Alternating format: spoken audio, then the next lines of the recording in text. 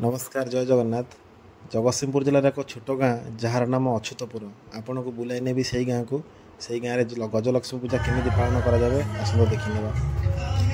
दीर्घ 24 वर्ष धरी आम गाँव में गजलक्ष्मी पूजा पालन कर पूजा को आम बापा दादा मैंने करते से अनुसरण करके आम पूजा को आगे नहीं। यही गजलक्ष्मी पूजा को आम गाँव ग्रामवासी नीतिकेंती भाव में माँ आलती हो माँ धूप दीप सब समस्त ग्रामवासी मिसिक पूजा करती और प्रतिदिन माँ पाखे भोग लगे। सबुदिन आम ग्रामवासी मैंने प्रसाद सेवन करती। कुमार उत्सव ठारू 10 दिन पर्यंत लगी रही है। प्रतिदिन प्रसाद सेवन व्यवस्था कराए। आम गाँव लोक और अन्य गाँव लोक आसी प्रसाद सेवन कर आसतु बुझी नवा माँ पूजा माँ आशीर्वाद था बोली आम समस्त को उत्साह करना आज 50 टंकार आज एत पर्यंत आम नहीं आसचु।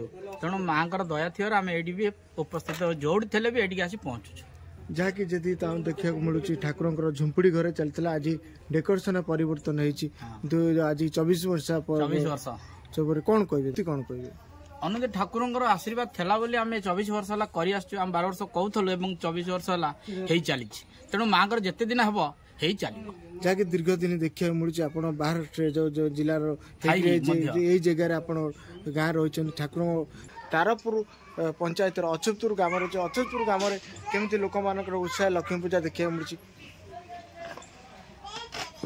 सर आज आप लक्ष्मी पूजा चलती केमती रही आज जो आम अनुष्ठान पहुँची आज की दीर्घ 24 वर्ष पदार्पण कर कहले ये लगे विश्वास हेनी जिते आम पूजा स्टार्ट है बापा घरिका मोर शंकर दादा घरिका जो आम गाँव बापा एजर लोक देते पूजा स्टार्ट कले मोर मन अच्छी चांदा आदाय करते 50 टंका लेखा मात्र 50 टंका चांदार ये पूजा अनुष्ठान से आरंभ करते। तो आज 24 वर्ष आम छोट छुआ थी बर्तमान आम पहुँची गलु ये पूजार दायित्व मु पाखापाखि 8 ରୁ 10 वर्ष है बुझाबुझी कै आधे बहुत मो टुलू भाई आम अच्छा साहू जो गोरखनाथ स्वीट स्टल टुलू कि सी हाथ आज की 24 वर्ष से ठाकुर दे चलते। एमती आम सबुठ पूजाटी हमार कारण हूँ ये मेम्बर जो मैंने अच्छा क्या चांदा आदाय हुए तो से सबुठ कथा हूँ दायित्व जे तांकर से जानी आमर ये सबुठ आउ गोटे बड़ कथा आपको कही रखुची जो पूजाटी होमर के मीटिंग हुए जो ये अनुष्ठान आज चली तब आम गाँव आउ गोटे अनुष्ठान रामलीला है आम पुराणा दिन को आम बंचे रखुचु रामलीला कार्यक्रम स्टार्ट करूँ आम राम नवमी दिन।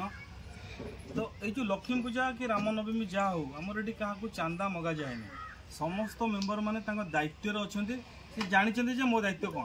सर जहाँ गोटे जिन आज क्वेश्चन करा दीर्घ 24 वर्ष चलता 24 वर्ष 50 टंका आदाय कर आज की रेट देखिए कि माने केमती रही जो टंकाटार कम होता 50 वर्ष आज 24 पूर्ण अच्छे केमती ठाकुर नीति रही आपको कहली माँ इच्छा से आम चाहिए किसी पारनी माँ इच्छा 50 टंका अनुष्ठान आज आम पहुँची 1.5 लाख टकर आम गाँवली हिसाब से कौटू पैसा हो विश्वास करेंगे आम जान ना आज पर्यंत कौ जहाँ आम करूँ कह बाकी रखी डेकोरेशन हो जेजार जो दायित्व जो मैंने आम छुआ नि पूरण भी करनी जहाँकि टिके पूर्व गोटे कथा कहते जे कि अनुष्ठान विभिन्न प्रकार लोक दायित्व नहीं केमती नीति नीति भाई दायित्व नहीं कि अलग जिन दायी नहीं कौन कह जो मैंने मुझे भाई मान को धन्यवाद देवी जो मैंने दायित्व नियंती तो से कहवाक पड़ेनि से सुचारू रूप से दायित्व को तुलांती।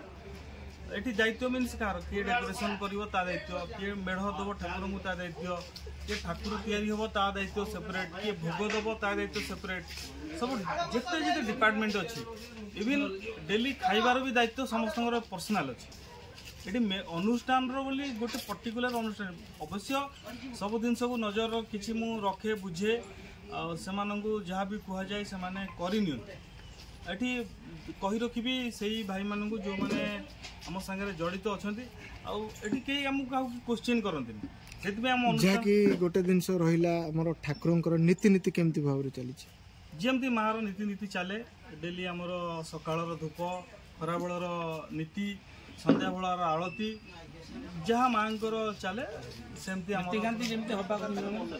ଯାହାକି ଠାକୁରଙ୍କର ଆଜି 26 ତାରିଖ ଦିନ ମା ବିଦାୟ ନେବେ ଏଠୁ ଅଚ୍ୟୁତପୁର ଗ୍ରାମରୁ। ତା ପୂର୍ବରୁ କ'ଣ କ'ଣ ରହିଛି ଭଜନ ସନ୍ଧ୍ୟା ଆଉ ଡ୍ୟାନ୍ସ ପ୍ରୋଗ୍ରାମ କ'ଣ ରହିଛି? ନିଶ୍ଚିନ୍ତ ଭଲ କଥାଟି ଆପଣ କହିଲେ। 26 ତାରିଖ ମୁଁ ଚାହୁଁଛି 26 ତାରିଖ ଯେମିତି ଘୁଞ୍ଚି ଯାଉ, କେବେ ପାଖେଇ ନ ଆସେ। ଯେତେବେଳେ ମା ବିଦାୟ ନେବେ ସେତେବେଳେ କ'ଣ କୋଉ ରହିବ? ସେ କଥାଟା କହିବା ଆପଣଙ୍କୁ ବିଶ୍ୱାସ କରିବେନି, କେତେ ବେଳେବେଳେ ଇଚ୍ଛା ହୁଏ ଚାକିରି ଛାଡ଼ିଦେବାକୁ ଯେ ମା ପାଖରେ ରହିବା, ଆମ ଅନୁଷ୍ଠାନ ଚାଲୁ। 26 ତାରିଖ ଯେଉଁ 8 ଦିନ 10 ଦିନର ଯେଉଁ ସର୍ଟ ପ୍ରୋଗ୍ରାମଟା ନା ଲାଗେ ଯେମିତି ମାନେ ବହୁତ ଛୋଟିଆ, ଆହୁରି ଚାହେଁ ଯେ ଆହୁରି ଅଧିକା ଲମ୍ବି ଯାଉ। ତେଣୁ ମାଆର ଯେତେବେଳେ ବିଦାୟ ହୁଏ ଭାଇ ସେ ଦୁଃଖଟା କାହାକୁ କହି ହୁଏନି, ଦୁଃଖ ମଧ୍ୟ ଲାଗେ। କ'ଣ କରିବା, ମା ଆମର ଧରାପୃଷ୍ଠକୁ ଆସିଛନ୍ତି ତ ବିଦାୟ ଆମେ ଦେବୁ। ଯାହାକି ବିଦାୟ ପରେ ବିଦାୟ ରହିଛି, ଆର ବର୍ଷକୁ କେମିତି ଆବିର୍ଭାବ ହେବେ ସେମିତି କ'ଣ ରହିବ? ନିଶ୍ଚିତ ଭାବରେ ସେ ଦିନକୁ ପୁଣି ସେ ଅକ୍ଟୋବର ମାସକୁ ଅପେକ୍ଷା ଆମେ କରୁ। ସେ ଅପେକ୍ଷା ସେମିତି ଥାଉ, କେବେ ଜଣାପଡ଼େନି ବର୍ଷଟା କେବେ ସରିଯାଏ। କେବଳ ମାରି ପାଇଁ ମାର ପୂଜାକୁ ଆମେ ବର୍ଷକୁ ଆମେ ତୁଳନା କରୁ, ଲୋକ କରନ୍ତି ନୂଆ ବର୍ଷ ଜାନୁଆରୀ, କିନ୍ତୁ ଆମର ଯେଉଁ ଗ୍ରାମର ବାସିନ୍ଦା ମାନେ ଆମେ ଅପେକ୍ଷା କରୁ ମାର ପୂଜା ବର୍ଷେ କେମିତି ହେବ। ଯାହାକି ଭାଇଙ୍କର କହିବା କଥା, ମାନେ ଯେମିତି ଜାନୁଆରୀ ମାସକୁ ନୂଆ ବର୍ଷ ବୋଲି ପାଳନ କରନ୍ତି, ସେ ଅକ୍ଟୋବର ମାସରେ ଲକ୍ଷ୍ମୀ ପୂଜାକୁ ନୂଆ ବର୍ଷ ବୋଲି ପାଳିତ କରିକିରି ମାଆଙ୍କୁ ଯେତେବେଳେ ବିଦାୟ ଦେବା କଥା ପ୍ରଶ୍ନ ଉଠିଲା, ଭାଇଙ୍କ ଆଖିରୁ ଲୁହ ଆସିଲା। ଅଚ୍ୟୁତପୁର ଗ୍ରାମରେ କେମିତି ଆଉ କ'ଣ ନୀତି ରହିଛି ଲୋକମାନଙ୍କର ସମସ୍ୟା ଟିକେ ଆପଣଙ୍କୁ ବୁଝିଥିଲେ ଭଲ ହୁଏ। ନିଶ୍ଚିତ ଭାବରେ ଆମର ଅଚ୍ୟୁତପୁର ଗ୍ରାମରେ ଆଗରୁ ଆମେ ବହୁତ ଅସୁବିଧାରେ ଥିଲେ, ଏବେ ପ୍ରାୟ ସମସ୍ତଙ୍କର ମାଆଙ୍କ କୃପାରୁ ସମସ୍ତେ ଭଲରେ ଅଛନ୍ତି। ମାଆଙ୍କ କୃପାରୁ ପ୍ରାୟ ସେମାନଙ୍କର ସହଯୋଗ ଅଛି। ମା ସେମିତି ଏଇ ପିଣ୍ଡିରେ ବସିଥାଉ, ଆଉ ବଡ଼ ସ୍ୱପ୍ନ ଅଛି ଏଇଠି ଗୋଟେ ଲକ୍ଷ୍ମୀଙ୍କର ଆମେ ଘର କରିବୁ। ଯେଉଁ ସ୍ୱପ୍ନ ଅଛି ନିଶ୍ଚିନ୍ତ ଭାବରେ ଆମେ ପୂରଣ କରିବୁ ବୋଲି ଆଶା ଅଛି। ଯାହାକି ରହିଛି ଆଜି ସ୍ଥାନୀୟ ପିଏସ୍ ମେମ୍ବର ଅଛନ୍ତି, ତାଙ୍କ ସ୍ୱାମୀ ଅଛନ୍ତି ଓ ସ୍ଥାନୀୟ ସରପଞ୍ଚ ଅଛନ୍ତି, ତାଙ୍କ ଅବଗତ ନେଲେ ଯେମିତି ମାଆଙ୍କର ଲକ୍ଷ୍ମୀ ଗୃହଟି ଆର ବର୍ଷକୁ ନୂତନ ଭାବେ କରାଯାଏ, କେତେ ଦୂର ଖୁସି? ନିଶ୍ଚିତ ଭାବରେ ମୁଁ ମୋ ପିଏସ୍ ମେମ୍ବର ଯେହେତୁ ଆପଣ ବିଶ୍ୱାସ କରିବେନି 24 ବର୍ଷ ମଧ୍ୟ ପୂଜା ମଧ୍ୟରେ ଅଚ୍ୟୁତପୁର ଗ୍ରାମରେ କୌଣସି ରାଜନୈତିକର ପୋଷ୍ଟରେ କେହି ନଥିଲେ। ଏଇ ବର୍ଷ ଆମର ପିଏସ୍ ମେମ୍ବର ଯିଏ ଅଛନ୍ତି, ଗ୍ରାମର ବହୁ ସରପଞ୍ଚ ଅଛନ୍ତି, ଆମ ଅଚ୍ୟୁତପୁର ଗ୍ରାମର ଝିଅ। ମୁଁ ସେଇ ଝିଅ ଆଉ ସେଇ ବୋହୂ ଦୁଇ ଜଣଙ୍କୁ ଏଇ ଆପଣଙ୍କ ଭିଡ଼ିଓ ମାଧ୍ୟମରେ ଅନୁରୋଧ କରିବି ଯେ ଆମ ମାଆଙ୍କର ଗୋଟେ ବାସସ୍ଥାନ ତିଆରି କରିବାକୁ ତାଙ୍କର ହାତ ରହିଲେ ଟିକେ ଭଲ ହେବ।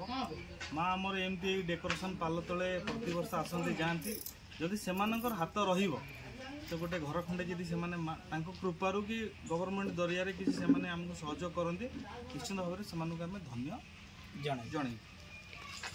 ଇଏ ତ ଗଲା ମାଆଙ୍କର ନୀତିକ୍ରାନ୍ତି ଓ ପ୍ରସାଦ ସେବନ କଥା। ଠିକ୍ ସନ୍ଧ୍ୟା ସମୟ ହେଇ ଆସିଲେ ଗ୍ରାମବାସୀଙ୍କ ପାଇଁ ମେଲୋଡ଼ି ପ୍ରୋଗ୍ରାମ୍ ହେଉ, ଭଜନ ସନ୍ଧ୍ୟା ହେଉ, 10 ଦିନ ଧରି ପ୍ରୋଗ୍ରାମ୍ ଚାଲୁ ରହିଥାଏ।